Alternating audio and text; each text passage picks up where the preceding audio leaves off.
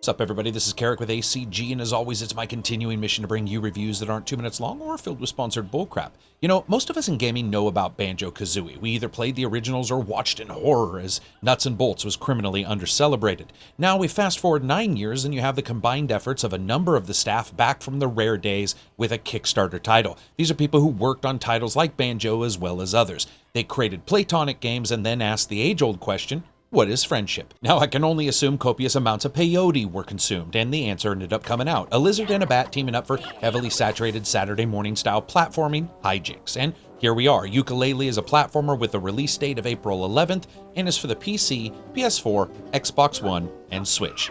Let's see how it did, shall we? As always, if you liked the video, maybe subscribe. So here's my review for Yooka-Laylee. Commander Quackers, the world's unlikeliest team-up, and Jeopardy question boss battles. Graphics are up first. So really, when you're playing this, if there's anything you can say about Yooka-Laylee, it's that it's not really a slouch in the graphical department at all. And what Banjo did for bear and bird antagonists, Yooka-Laylee does for scary sexual talking plants, squid ladies, and submerged duck commanders. The game world and the enemies just absolutely leak atmosphere from the very first moment you slide your ass down a steel ramp into a pile of glowing green goo to the time you pull off a series of moves, jumps, attacks, and rolls so long that you really can't even actually remember where it all started.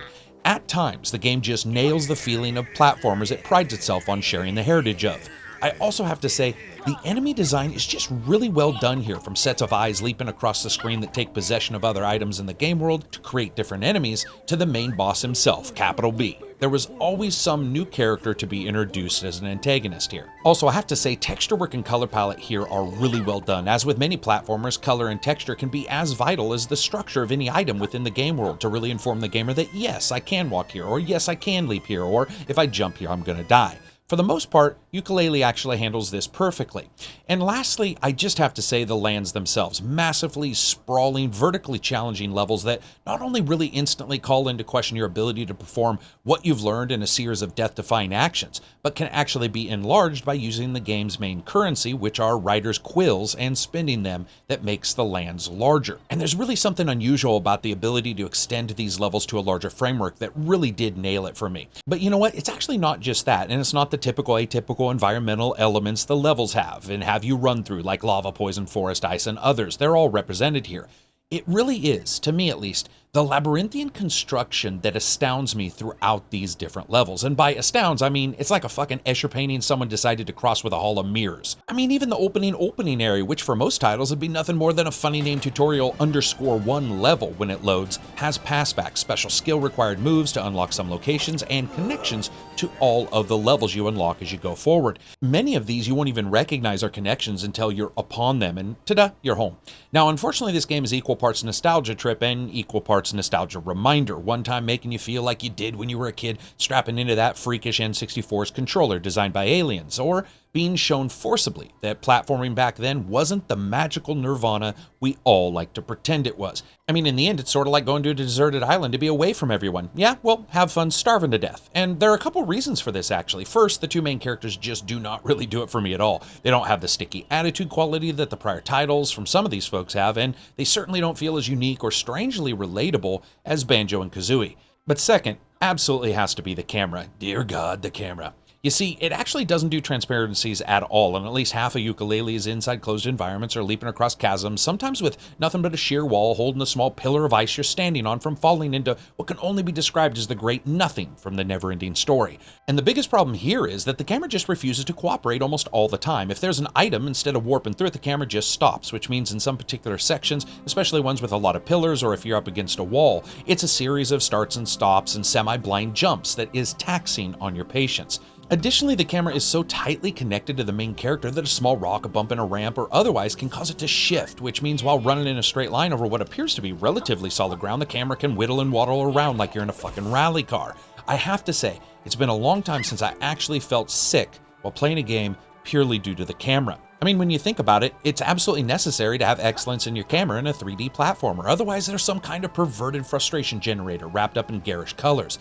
Many times, Yooka-Laylee was just that, coupled with awkward and very leggy swimming controls as well, and it really wasn't the best when it came to control.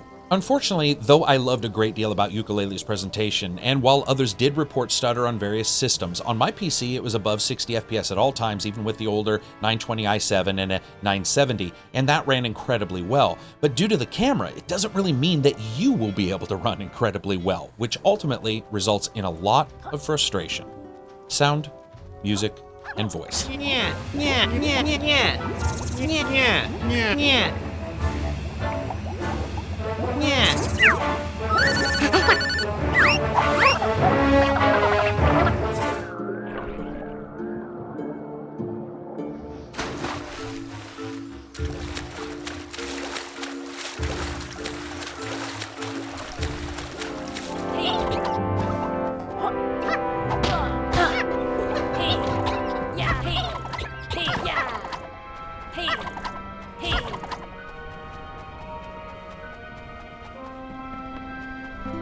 And of course, as always, when it comes to audio, sound is up first. Now, this is actually pretty good at eschewing any kind of really realistic sound sphere and instead inhabiting that place that reminds you of Skittles and Pop Rocks in its audio quality, which means very sugary, very cartoonish, and for the most part, ultimately fitting for the subject at hand. While stereo and sound separation were handled pretty well, there were a number of times where I was making jumps into the great unknown onto elemental hazards like fire or statues that blow out large gusts of wind, but that sound didn't actually play audibly for me to listen to and resulted in some frustration as I couldn't really time it well. Altogether, I'd say it's pretty good, but I would have loved a more robust and informative soundscape, especially when the going gets tough and that camera makes it tougher. Music.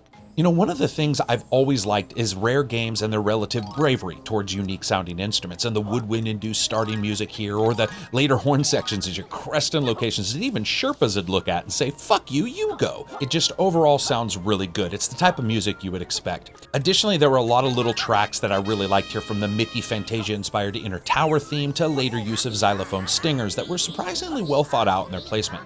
Overall, I actually really like the soundtrack here. Voice. How this ever got past a development meeting without someone getting punched in the face is beyond me.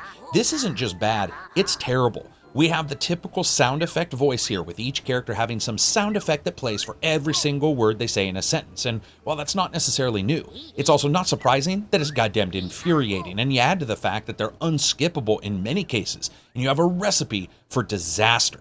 Now, this can and has worked in some prior games, but there's a certain mix that happens there, and it doesn't happen here because you have the overly active and brash musical tracks, and it means that sometimes this can be somewhat painful to listen to over long periods of time. I guess I'd just say, as a package, even though it's technically sounds and not voices, it's some of the worst that I've ever heard. Gameplay. And of course, a little bit about the story. You start out finding out that in basically the land that time forgot, a bad guy known simply as Capital B has decided to steal everyone's books in the land, because apparently whomever owns a bookmobile in this game world is a tyrant. Now this results in two unique friends, one a chameleon, the other a bat, joining together to find out what's happened and to collect the torn out pages of their stolen books. Now the game is pure platformer through and through, which means yes, most of the levels have little even ground, and instead almost everywhere you go requires some kind of special skill traversal, from spring jumps to back glides to double somersaults, and many times those and more in complete tandem. And that really is the biggest strength here. The worlds themselves, while maybe not exactly masterful, their requirement of skill traversal and paying attention to where everything is in the level, as well as their sheer size and just sometimes stunning verticality, is a monumental effort, and you notice it right away. And one of the game's strengths is also one of its weaknesses, and that's the fact that it really changes things up quite a bit. Now, while control itself is pretty spot on, the camera again has to be brought up, because fighting this fucking disaster in digital form is just brutal sometimes. With many games showing that intelligent camera design and masterful use of transparencies can really make even close quarters platformer gameplay work pretty well, and it's sad to see a lot of that falling down here. But one of the things I absolutely love is the fact that skills are the juice. It doesn't matter if you're learning to spit just swallowed grenades half a level away, or you're freezing enemies in play, or you're underwater farting a big breath bubble that can have you breathe in and travel underwater with. The game's continued level exploration, of which there are 5, hinges on also continued skill unlocks, and I love that. In fact, that's actually one of the game's master strokes. For the most part, special moves are needed to get to the other worlds, not particular progress across the prior game world, which is actually sort of an open feeling to the title. And while this can actually be confusing in some ways, and some dead ends do abound, Overall, I love the almost carefree feel that the title had and its continued feeling of experimentation despite some issues with the camera. Now, the problem with platformers these days is they all need that edge, that personality, and while Yooka-Laylee does have it, it's never that good. In fact, it's the tab cola of playable characters, sort of like the normal product, but no one's really fooled. The writing's incredibly basic, far more so than the mix of in-your-face and subtle grace that many of these devs' prior games have had. While I didn't hate the main characters, they just had none of the interesting bits that other titles have had. Additionally, the game has some friggin' infuriating design decisions. For example, sometimes in the game, for reasons I can't fathom without that drug from the Limitless movie and maybe some DMT, some areas are only traversable by answering questions like the world's most boring game show. And during these drawn-out periods, some text requires a button press to move on while others don't. And each line delays for an incredibly long time, even if the question is just a sentence or just a couple words. Add in the fact that the game loves its long explanations, and you can find yourself ready to chew someone's arm off because you just got done listening to the slowest talking duck in the universe recite the same question the 400th time because for reasons unknown the game buffers your button presses and answered wrong last time. A simple confirmation yes no is all this would have needed to be negated, and I am absolutely stunned it is not here. And of course, all this does bring us to fun factor. Is Yooka-Laylee fun? Yes, if you're a platformer fan, this is actually enjoyable even with its issues, and a good deal of fun can be had, but it's not perfect and the camera isn't the greatest, and some design really needs a second look-see. But the fact is, there is something really mystical about somersaulting like a third grade gym class student up the side of a frozen ramp, double leaping off and floating to a treasure chest you didn't actually even know was there. So as you guys know, I rate games on a buy, wait for sale, rent, or never touch it again rating scale. For PC, rent is switched to a deep, deep sale. You know, this is a wait for a sale. There's a lot to like here, from the strange, puzzling way the game's levels sort of intertwine to the moments when a jump and a roll attack work just right. But in the end, even at the $39.99 asking price, I think the game's real lack of really enjoyable main characters, the camera issues, and some bugs hold this back. I liked a great deal of the game. It's just that it was far more difficult to engage with than it ever should have been. There's a lot of game here, over 30 hours, which is great, but again, this thing needs some patches and needs some shoring up. So that's it for me. If you like the video, give it a thumbs up. Maybe check out Twitter or Patreon. They absolutely help and keep the channel going. If you dislike the video, give it a thumbs down. Peace out and enjoy the rest of your week.